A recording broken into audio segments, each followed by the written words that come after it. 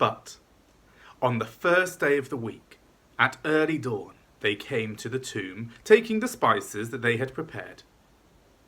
They found the stone rolled away from the tomb, but when they went in, they did not find the body.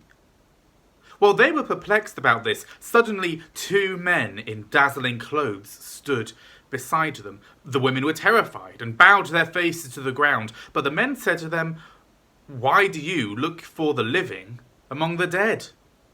He is not here, but has risen.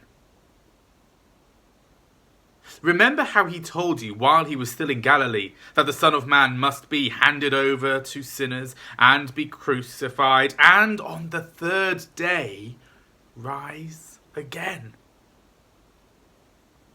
Then they remembered all his words, and returning from the tomb, they told all this to the 11 and to all the rest. Now it was Mary Magdalene, Joanna, Mary the mother of James, and the other women with them who told this to the apostles, but these words seemed like an idle tale, and they did not believe them.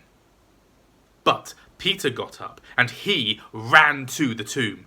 Stooping and looking in, he saw the linen cloths by themselves. Then he went home, amazed at what had happened. Now, on that same day, 2 of them were going to a village called Emmaus, about 7 miles from Jerusalem, and talking with each other about all these things that had happened. While they were talking and discussing, Jesus came near and went with them, but their eyes were kept from recognizing him. And he said to them, "What are you discussing with each other while you walk along?" They stood still, and looking sad. Then one of them, whose name was Cleopas, answered him, Are you the only stranger in Jerusalem who does not know the things that have taken place there in these days?"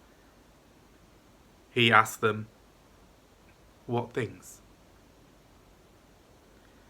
They replied, "The things about Jesus of Nazareth, who was a prophet, mighty in deed and word before God and all the people, and how our chief priests and leaders handed him over to be condemned to death and crucified him. But we had hoped that he was the one to redeem Israel. Yes, and besides all this, it is now the 3rd day since these things took place. Moreover, some women of our group astounded us.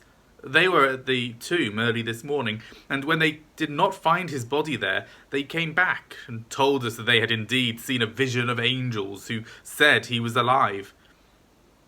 Some of those who were with us went to the tomb and found it just as the women had said, but they did not see him."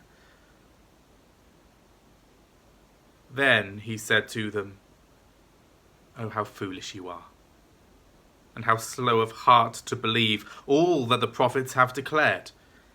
Was it not necessary that the Messiah should suffer these things and then enter into glory?" Then, beginning with Moses and all the prophets, he interpreted to them the things about himself in all the scriptures. As they came near the village to which they were going, he walked ahead as if he were going on, but they urged him strongly, saying, "Stay with us, because it is almost evening and the day is nearly over." So he went in to stay with them. When he was at the table with them, he took bread, blessed and broke it, and gave it to them. Then their eyes were opened, and they recognized him, and he vanished from their sight. They said to each other, "Were not our hearts burning within us while he was talking to us on the road, while he was opening the scriptures to us?"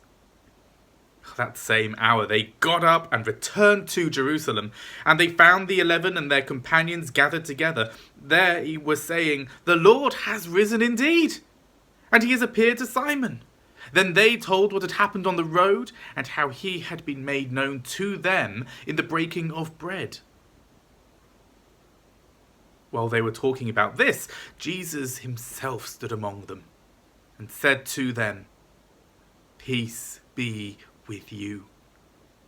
They were startled and terrified and thought they were seeing a ghost. He said to them, "Why are you frightened? And why do doubts arise in your hearts? Look at my hands and my feet. See that it is I myself. Touch me and see, for a ghost does not have flesh and bones, as you see that I have." And when he had said this, he showed them his hands and his feet. While in their joy they were disbelieving and still wondering, he said to them, "Have you anything here to eat?" They gave him a piece of broiled fish, and he took it and ate it in their presence. Then he said to them, "These are my words that I spoke to you while I was still with you, that everything written about me in the law of Moses, the prophets, and the Psalms must be fulfilled."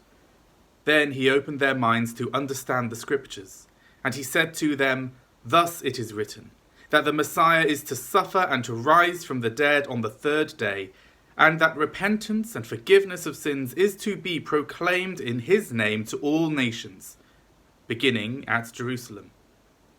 You are witnesses of these things. And see, I am sending upon you what my Father promised.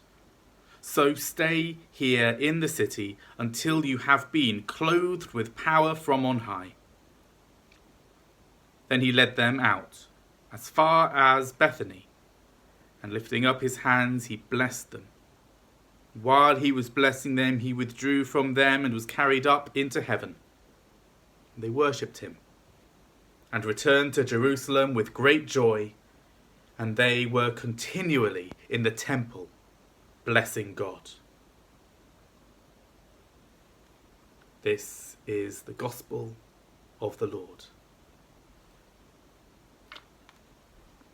Praise to you, O Christ.